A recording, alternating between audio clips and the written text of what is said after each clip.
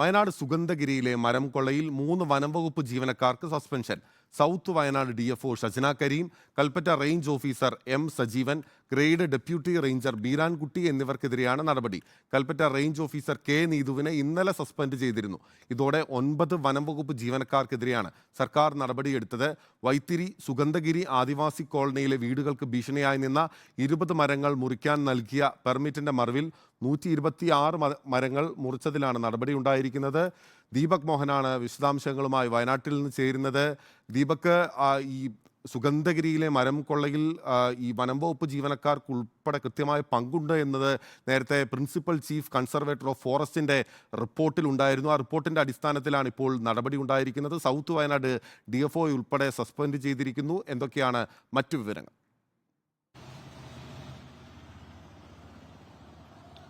ബിനിൽ, വയനാട് സുഗന്ധഗിരിയിലെ 20ഓളം ആദിവാസി വീടുകൾക്ക് സമീപമുള്ള ഭീഷണിയായി നിന്നിരുന്ന ഉണക്ക മരങ്ങൾ മുറിക്കാൻ പെർമിറ്റ് ഉണ്ടായിരുന്നു. ഇതിന്റെ മറവിൽ 126ലധികം മരങ്ങൾ മുറിച്ചു കടത്തിയെന്ന ആക്ഷേപമുയർന്നു. അന്ന് വനംവകുപ്പിന്റെ വിജിലൻസ് ആദ്യം അന്വേഷണം നടത്തിയിരുന്നു.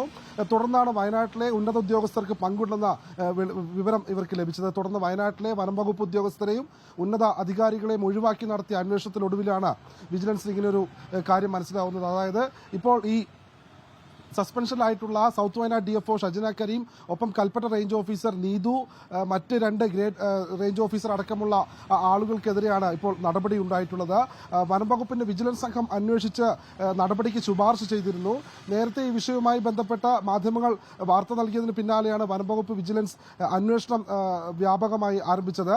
ഈ സമയത്താണ് അനധികൃതമായി 126 മരങ്ങൾ മുറിച്ചു കടത്താൻ ഉന്നത ഉദ്യോഗസ്ഥർ കൂട്ടുനിന്നു സഹായം നൽകി എന്നുള്ള രീതിയിൽ മനസ്സിലായിട്ടുണ്ട്. മാത്രമല്ല 2 കേസുകൾ, അനധികൃത മരമുറിയുമായി 2 കേസുകൾ രജിസ്റ്റർ ചെയ്തതിനു ശേഷവും ഫീൽഡിലെത്തി പരിശോധന നടത്താൻ ഉന്നത ഉദ്യോഗസ്ഥർ തയ്യാറായില്ല എന്നും ഈ റിപ്പോർട്ടിൽ പറയുന്നുണ്ട്. ഇതനുസരിച്ചാണ് ഇപ്പോൾ സൗത്ത് വയനാട് DFO ആയിട്ടുള്ള ഷജ്ന കരീമിനും ഒപ്പം Kalpetta range officer Neethu, flame squad range officer Sajeevan എന്നീ 3 ആളുകൾക്ക് സസ്പെൻഷൻ നൽകിയിട്ടുള്ളത്.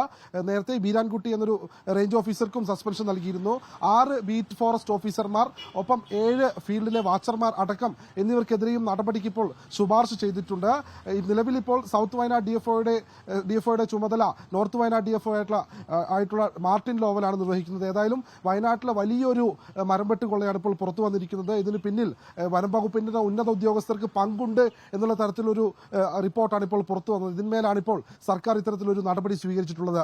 ബിനിൽ, ദീപക്, ഇതിലെ പ്രധാനപ്പെട്ട തുണ്ടി മുതലായിട്ടുള്ള ഈ മരങ്ങൾ, അതായത് ഉണക്കമുള്ള ഈ കോളനിയോട് ചേർന്നിട്ടുള്ള ഉണങ്ങി നിൽക്കുന്ന മരങ്ങൾ മുറിക്കാനുള്ള പെർമിറ്റിന്റെ മറവിലാണ് 126 നല്ല മരങ്ങൾ ഉൾപ്പെടെ മുറിച്ച് കടത്തുകയും ചെയ്തിട്ടുള്ളത്. ഈ മരത്തടികൾ ചിലത് പിടിച്ചെടുത്തിരുന്നു. പക്ഷേ ഇതിൽ നിന്ന് ഈ മരങ്ങളുടെ വിറകുകൾ ഉൾപ്പെടെ 2 ലോഡ് വിറകുകൾ ഉൾപ്പെടെ മാറ്റുകയും ചെറുകഷ്ണങ്ങൾ ഉൾപ്പെടെ മാറ്റുകയും ചെയ്തിരുന്നു. ഇതുൾപ്പെടെയുള്ള തുണ്ടി മുതലുകൾ പിടിക്കാൻ വനംവകുപ്പിന് ഇതുവരെ സാധിച്ചിട്ടില്ല എന്നാണ് വിവരങ്ങൾ പുറത്തു വന്നിട്ടുള്ളത്.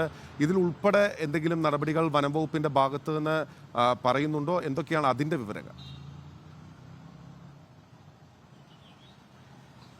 ബിനിൽ, നേരത്തെ ഈ ആദിവാസികളുടെ ഭൂമിയിൽ നിന്ന് വീടിന് ഭീഷണിയായിട്ടുള്ള ഉണക്കമരങ്ങൾ മുറിച്ചു മാറ്റി, എന്നാൽ ഇതിന് മറവിൽ മറ്റ് കൂടുതൽ മരങ്ങൾ മുറിച്ചു മാറ്റിയിട്ടുണ്ടെന്നുള്ള ആക്ഷേപത്തെ തുടർന്ന് വനം വകുപ്പിന്റെ ഉന്നത ഉദ്യോഗസ്ഥർ, അതായത് ചീഫ് ഫോറസ്റ്റർ ഉൾപ്പെടെയുള്ളവർ ഇത്തരത്തിൽ അന്വേഷണം പ്രഖ്യാപിച്ചിരുന്നു. എന്നാൽ ഈ വനം വകുപ്പിന്റെ ഇപ്പോൾ സസ്പെൻഷനിലായിട്ടുള്ള ഉദ്യോഗസ്ഥർ അടക്കം ഇത്തരത്തിൽ ഫീൽഡിലെത്തി ഈ കാര്യങ്ങൾ വിശദമായി അന്വേഷിക്കാൻ തയ്യാറായില്ല എന്ന് വനം വകുപ്പിന്റെ വിജിലൻസിന് കൃത്യമായി മനസ്സിലായി. അതായത് നേരത്തെ ബിനിൽ സൂചിപ്പിച്ചതുപോലെ ഈ മുറിച്ചു മാറ്റിയ മരങ്ങളുടെ ശിഖരങ്ങളും കമ്പുകളും ശേഖരിക്കുക, അല്ലെങ്കിൽ ഈ മുറിച്ചു കൊണ്ടുപോയ മരത്തിന്റെ കുറ്റികൾ പരിശോധിക്കുക തുടങ്ങിയ കാര്യങ്ങളിൽ ഒന്നും തന്നെ ഉന്നത വനം വകുപ്പ് ഉദ്യോഗസ്ഥർ, അതായത് ഇപ്പോൾ സസ്പെൻഷനിലായിട്ടുള്ള നടപടികൾ നേരിടുന്ന ഉദ്യോഗസ്ഥർ കൃത്യമായ ഡ്യൂട്ടി ചെയ്തില്ല, കൃത്യമായി നടപടി എടുത്തില്ല എന്നുള്ള കാര്യം വനം വകുപ്പ് വിജിലൻസിന് മനസ്സിലായി. ഇതിനെ തുടർന്നാണ് ഇത്തരത്തിൽ ഇങ്ങനെയൊരു നടപടി ഉണ്ടായിട്ടുള്ളത്. ഇതിനെ തുടർന്നാണ് ഇപ്പോൾ ഈ സൗത്ത് വയനാട് DFOയ്ക്ക് സസ്പെൻഷൻ നടപടികളിലേക്ക് വരെ സർക്കാർ എത്തിയത്. ബിനിൽ, ദീപക്, ഒപ്പം തന്നെ ഇതിൽ പല വിധത്തിലുള്ള